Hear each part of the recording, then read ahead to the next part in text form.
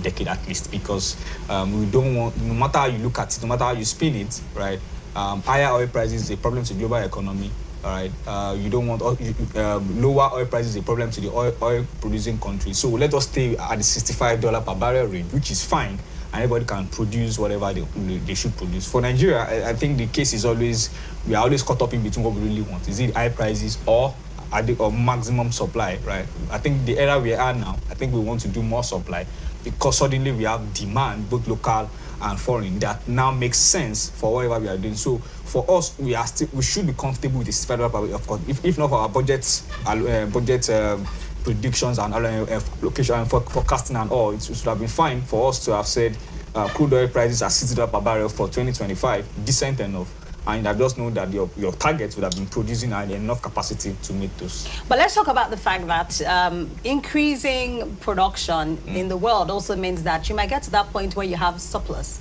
You know, do you think that we can get to the point where we have like an oil glut? Because if you are having OPEC start to, you know, increase output, you never know what can go on with Trump tomorrow. He can say, we're going to pump more. Well, there was something he said before, like, you know, pump baby or something like that. So we can have that happen again. And then, of course, the people who are not constrained by OPEC per se, I mean, like Russia, yes, they're OPEC plus, but they're not really constrained per se. So we might have an oil glut. And if we have a surplus, that means that pricing might also drop, right? Well, I feel that this is the whole essence of OPEC, you know, being in existence, you know, to monitor and to regulate. But with what I'm seeing now, I think if there's going to be a decline in price due to whatever reason, it's going to be gradual. And the reason I'm saying that is because there's a lot of status quo everywhere. Even after what Trump said, you know, the leader of India came out and said, we will continue buying from Russia, you know. And so there's no heavy change in the dynamics around the world. But why I say decline is that the world is also trying and really pushing in reality to shift to alternative source of energy. And this is going to be having its effect, and started having effect, and continue having an effect on the price of crude oil. What I think Nigeria should do, which is what we are doing, because what Nigeria just wants is money. You know, however the money comes from oil, we just want the money. So if it's for us to sell more or for the price to go up, I don't think it's really, I don't think whichever one is what bothers us. What bothers us is that we want to have as much money from crude oil as possible. And in this case, you'll see that compared to, let's say, 10 years ago, 8 years ago, 6 years ago, production has kind of improved. Before, the reasons that were given was for oil theft, but I think that has been reduced to some level of, you know, at least lower than whatever we had before. So the watchword for Nigeria now, or the focus for Nigeria now, is to produce as much barrels per day as possible, because the thing is tricky. If you produce 1 million barrels today, you cannot roll over the remaining till tomorrow and say, oh, tomorrow I'm going to produce 2 million because I did not produce. You know, so you have to meet your quota per time so that you can get the most out of it. So the focus for Nigeria, I feel, is to produce as much as possible. And in the thing of the stuff of oil glut you're talking about, OPEC is going to do what they know how to do best to regulate. But if that happens, we might also be seeing lower prices. But anything about oil glut is going to be purely fundamental. Based on the technical analysis so far, I don't think that is coming up anytime soon. Okay, so we'll see how that pans out. Let's come back home. Let's talk about what is happening with our oil marketers and Dangote. So I saw this story, I think it was yesterday, I saw the report, and in my head I'm like, how did we get here again? Okay, remember that, you know, Dangote had promised I was going to get up, I think it was 450 or something, CNG trucks for 4,000 to distribute, you know, petrol. And there had been that conversation about why is he getting involved in distribution? You know, he should just stay in his refinery business. I think Daniel also was part of people criticizing that. Still part. But we have seen that, you know, he also partnered with MRS and some other, you know, So now we knew marketers were complaining about that, you know, they're in this space. When Dangote is doing this, what he's doing is he's trying to create some sort of monopoly. Anyway, they have come up with talking about that again. In fact, Ipman That's the independent petroleum marketers. They want to go on strike today. Okay. And then you have Petro1 also going on strike tomorrow. According to Petro1, they say that they want to go on strike because they want to fight against monopoly. Petro1 is a petroleum product retail outlet owners association. And it's not just them. Even NUPENG is going... See, so... What monopoly? Well, I'll explain it. So they say that Dangote and MRS getting into petrol distribution, that they're getting into the downstream, that it threatens the survival of IPMAN members, of Petro members, of NUPENG members. And so they want to fight this because, you know, this is taking work away from them. Job security is a problem here. And they're fighting against monopoly because if, you know, Dangote is allowed to continue to do this, and it gets into distribution, you know, it's going to be taking business away from them. So that is, they say it poses a serious threat, you know, to the survival of IPMAN's members' business. Let me start with you. A lot of strong words there. My single question is, when would we actually have fights that have to do with the Nigerian citizens? Because at the end of the day, all these fights are not really because you want to defend the average man on the streets. Everybody's fighting for what they will eat. So it's not about the people. Let that be very, very clear, first of all, because if it's about the people, you won't be talking about strike. Strike should be the last option that should never even be considered. But because this has never been about the Nigerian people, it's just about everybody struggling for their share of the cake. So for me, whatever will favor the Nigerian people is what I'm for. If Dangote is going to come into the downstream, involve himself in retailing it, and it's going to bring down the price, availability is going to be constant, then I'm all for it. You see, there's something I've noticed in African countries. There are a lot of things we waste our energy on that in 2025 shouldn't be wasting our energy on anymore. Number one is power. To an individual level, industry level, we waste so much energy on power. If you travel out, you go to the Western countries, go to other countries, even in Asia, you find out that people don't even think about power anymore. It's just there. It's just there. It's like an advert of, you know, Rank Xerox. It's like oxygen. Yeah, they said they want to bring their product to a state where they are like a chair that you don't think about. You don't touch and fiddle with you before sitting down. For you to know that it's always there, it's always dependable. So we should have moved beyond this, trying to create activity where there shouldn't be any form of activity. I don't think that is what we should be doing in 2025. We should have moved beyond this. Whatever is going to make the life of an average Nigerian better is what I'm for. So I don't really see the reason for this. And before now, as an association, they used to have monopoly. Now they are fighting a so-called, you know, somebody that wants to come and monopolize, but they've always had the monopoly. Now, whenever they say they want to go on strike, everybody is shaking and they feel good with themselves. Well, I feel they feel good.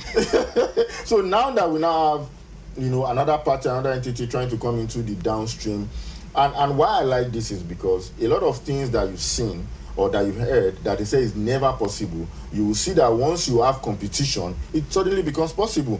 You know, a telecom company said per second is technically not possible until there was competition, then suddenly became possible. So for me, I am not in support of whether Dangote, I'm in support of a competition coming in to make sure that this thing is always that. Look at the queue for CNG. It doesn't make sense. I spoke to one of the drivers, he said there are times they queue for a whole 24 hours. I said, so how do you make money when you queue? Now it's practically in a week. I said, how long does it last you? Say a day. I said, okay, so that means you practically queue for like 3 days in a week. Then how do you make your profit? What exactly are you saving? And what is the profit margin at the end of the day? So anything that reduce productivity. Yes, you're working 4 days in a week, but you say you're making profit. Where's the profit? You're sleeping in filling stations. So at the end of the day, whatever will make the life of Nigerians better is what I'm after. I mean, so here's the thing. For these marketers, right? I mean, they're not altruistic. The truth of the matter is that they are for profit, right? Yeah. So for them, this threatens their livelihood, threatens their profit, so they're fighting against it. But let's look at it from the competition point of view. Let them not use us as pawns. Let them fight themselves. Why are you involving us? By going on strike, you are involving us. Fight whosoever, then take yourselves to court. But don't involve us. You are using us as pawns to settle your squabbles. Well, I mean, at the end of the day, they feel like this is the best way to get their voice heard. You know, usually in Nigeria, a lot of people don't listen to you until you decide that you're downing tools. So it's always like I'm downing my tool, and you know, I'm leaving. and you know that there are unions. Unions thrive on downing tools and threatening strike actions. It's what they do. Unions basically. So when you have NUPENG, which is you know, an association for like senior petroleum workers, and then you have IPMAN and you have Petro, they're all coming together and saying that this is going to threaten our livelihood, so we're downing tools. But here's the thing, I don't know if that is going to take any effect with Dangote, because even if you down tools and he gets 4,000 trucks and he works with MRS and a couple other filling stations, he's still going to be able to distribute his stuff. So you are the one who is going to suffer for it. One of the arguments that they're making is that it's against the PIA Act that says that if you're involved in refining, you should not be involved in the downstream sector.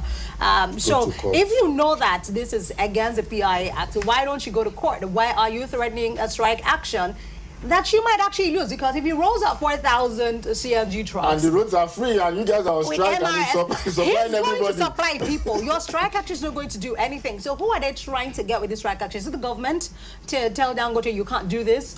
Or who are they trying to convince with the strike? Okay, so so this is the thing. Unions will always use strike as a mechanism to get themselves heard, and in this context, I think they just want the government's ears. They want maybe the NUPRC to step in, or the NMDPR to step in as mediators to solve the problem. However, this is where it gets tricky. The PIA did not expressly say you cannot distribute. In fact, the PIA, as part of license for crude oil refining, is that you have a wholesale license that also allows you to distribute your products. Now, this is where it gets also interesting, is the fact that the bodies that are going on strike, Dangote can have the trucks, 4,000 trucks, but if the Petron, which even the MRS in quotes are also part of, right, operators. Yeah. So if they also, except these particular filling stations that we are talking about that can sell, decide that they're not going to do it, except that they're going to be out of the association that currently exists. If not, then Nigerians will probably, if they actually go on with the strike as they are promised, Nigerians will actually practically have to queue in front of a Dangote truck to buy direct. That is basically what it means. And this is what I've always been saying, that the Dangote coming in that aggressive, it was basically a show of force, a show of it was not a business. It was not a business move. It was just a bully move. But you know, why am I saying that? There's already a perception about the way he runs his business because of what he did, for example, with cement. There are some Nigerians that tell you Dangote killed other businesses in the cement sector, right? Because of the way he operates, and that is why he is having this kind of rejection in quotes. If this refinery from the get-go was not a Dangote, maybe would have seen marketers partner with Dangote refinery to bring in petrol. Maybe, but that aside, we are not in a business of perception right now. Business of making money for them, making money, and Nigerians having petrol in their cars and their generators. Now, this is what will eventually end. They have to still sit down. This matter cannot. It will not either way. Nobody's right? Because if you're saying it's a law, you're not pushing it. That's not what the law says. It don't allows him to operate. Right? He also is coming into a space, and you are basically coming in to buy the entire capacity of that market. The 4,000 trucks is in fact more than the existing number of trucks that we currently have. So that is you saying all of you 4,000 people, you are going home. That's what it means. And you cannot tell them that in a sector whereby they've always operated like a cabal for years, to say all of you are going home. They will definitely fight back, and that is what is happening with this. And this is why I keep saying, no matter how it goes, Nigerians will still be going to suffer, and government will have to still intervene. That is what the associations are basically doing. Let me talk about the fact that at the beginning, when Dangote started, before he even started to ramp up his production to get to this capacity, we know that before the end of the year, it's probably going to, go over the proposed capacity. There were marketers that were not buying from him. Yes. They'll rather import. Yes. They'll rather import than buy from him and distribute their imported fuel. And he kept talking about that. Well, you should actually focus on doing this, and he was talking about how there should be some sort of intervention by government. Now, if the government intervene with that and say, okay, it is a level playing field, everybody can compete, you know, wherever you're going to get your fuel from, you can get it and sell it. Why are they trying to force him to not compete? Because here's the thing, if you will go buy fuel from some other place to distribute, why are you against him distributing it? Because you don't want to distribute his fuel anyway. So he's now like, you know what, I will find a way to distribute my fuel, and I'll give it to Nigerian people, and I'll partner with a few filling stations that are not like you people. Because one of the things that, you know, Yad Petro and Zay was that and Ipman, they're not just protesting against Dangote, they're also protesting against MRS, a member of their group. You know, to say that MRS and other filling stations partner with Dangote, they are trying to monopolize, you know, the markets, right? That's what they're saying. But you are the same marketers that refuse to buy from Dangote. You still will import. You still will sell your imported fuel. So it's not like, since you don't want to buy from me, you know what? It's fine. Import your fuel. Distribute your fuel. But you see me, I will distribute small filling stations that Nigerians can buy from. How is that a problem? I think one of the problems in this scenario, which is the truth, is that maybe the profit margin from buying from Dangote might not be as much as importing, and this is what I feel is the reason. If they're importing, maybe there might be some level of quality reduction, which would increase profit margin. Yeah. You know, but with Dangote, it might not be able to have that compromise, okay, which means that the price of the fuel will come at a certain level, and by the time they add their markup, it might not be as much. So we're still back to the conversation of money at the end of the day. Everybody's just fighting for, you know, their livelihood. But if they try to be, at least, let me use the word patriotic, the first thing we should look at, just like Daniel said when we were talking about the passport last week, is that if you go low and sell more, eventually the profit might meet up with if you go high and sell less. So why not find a way to put ego aside, put sentiments aside, and let's just discuss business. Look for a government mediator, bring Dangote to the table, bring the union to the table, and let's find a middle point. Because at the end of the day, I will still say it, Nigerians should be the first beneficiary of all these things. But now they've made it about themselves and not even Nigerians. I mean, Dangote said it's about Nigerians, we'll see. Anyway, we need to go on a very, very quick break. When we return, we're going to look at a couple more headlines. The president says we're no longer borrowing, but is that true? Stay with Business Lens on Rapid TV. Keep it here.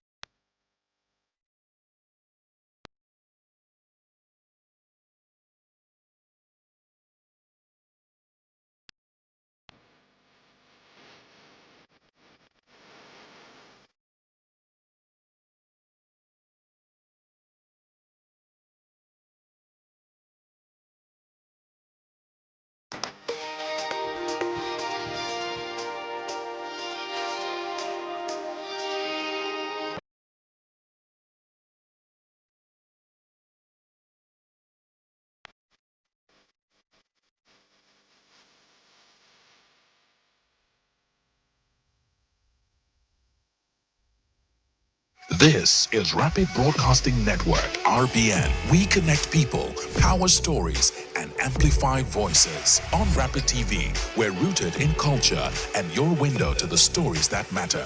From news to the lifestyle, we inform, entertain, and uplift. Join Rapid TV on StarTimes Channel 176, Nigecomsat. On Rapid FM, we speak your language, from the soulful airwaves of Umuahia to the vibrant culture of Port Harcourt and beyond. More than broadcasters, we're creators, amplifying that voice within with powerful content across TV, radio, and digital.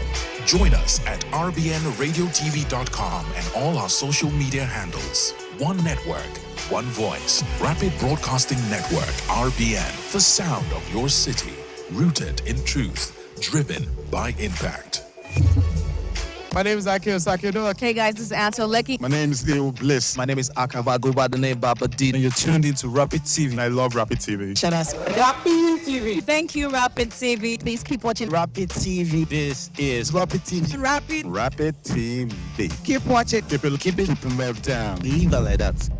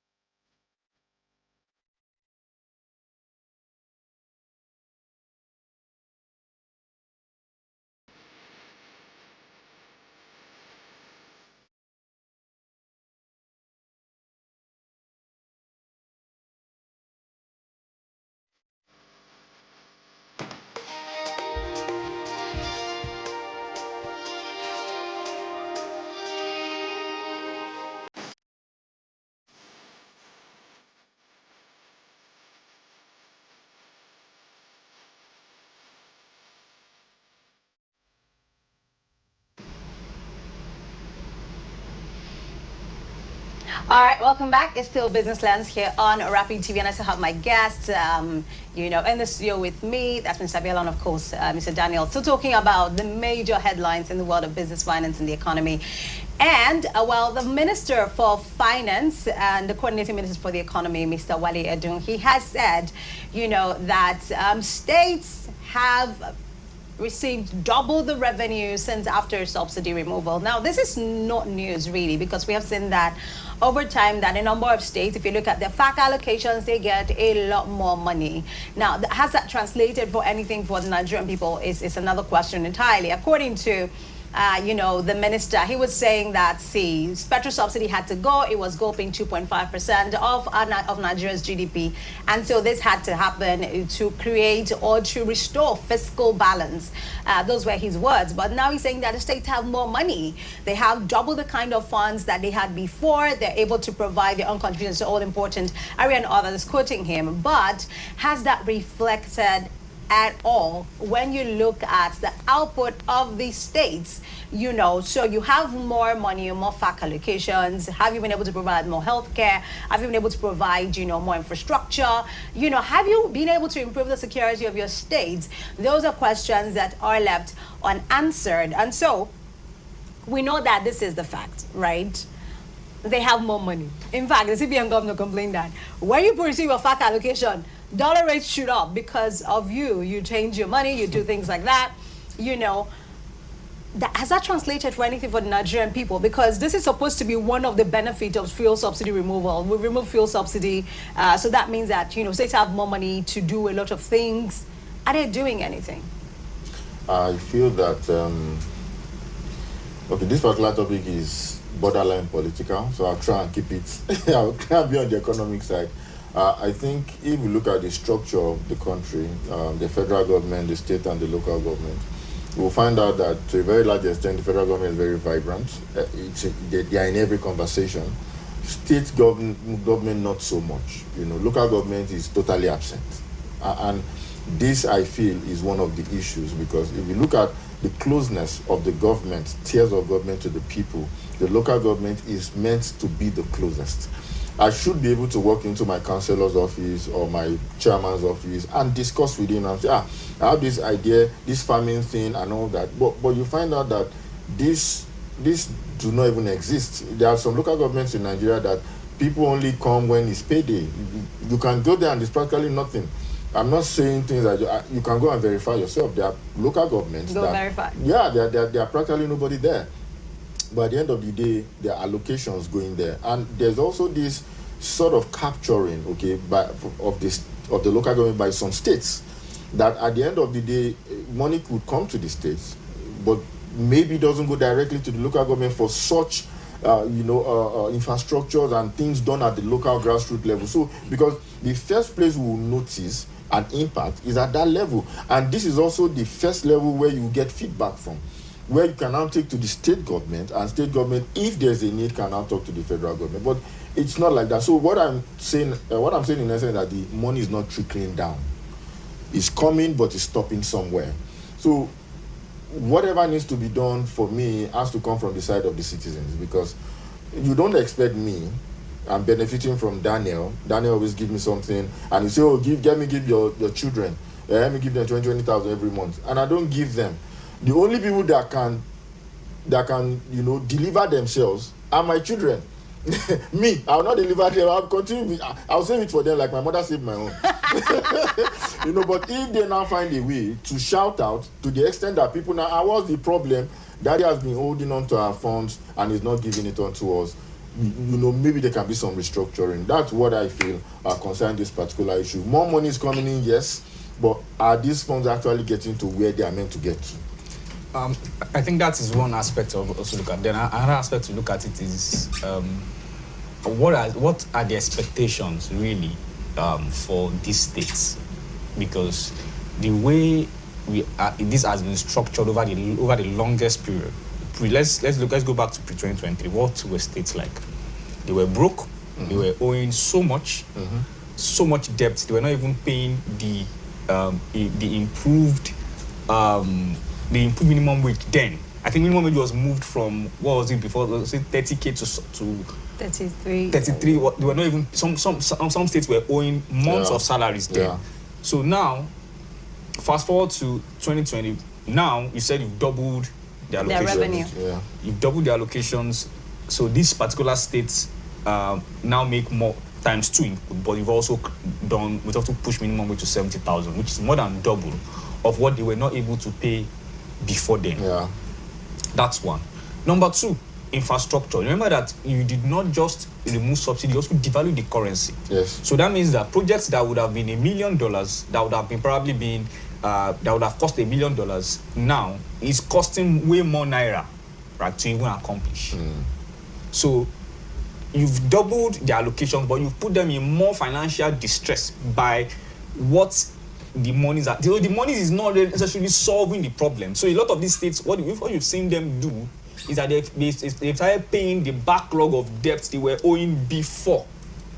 So you've seen states clear their debt a lot. States now working on how do we even start waking up our economy locally. Meanwhile, the same economy we are waking up locally is down because real sector is not active because of the 2 most important changes in the economy, which is the devaluation of the currency and the subsidy removal.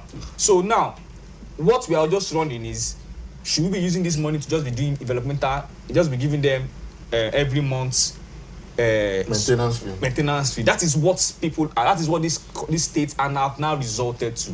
Now, of course, I'm not taking the blame of states that have not been performing even before then, right? It's not like because out of 36, it's not like maybe we have 10 or 15 that are even doing anything. But we've seen states that 1 or 2 or 3 states that can say yes are doing the numbers. We've also seen states that naturally, economic-wise, their activity is tilted towards their states, distribution-wise. Those states normally, right now, are doing more numbers because, yes, if you've increased taxes, if you've increased this, it will have an effect on how much money they make, right? So what I'm basically coming to say is that we need to sit down and do a restructuring of our entire fiscal conversation when it comes to states.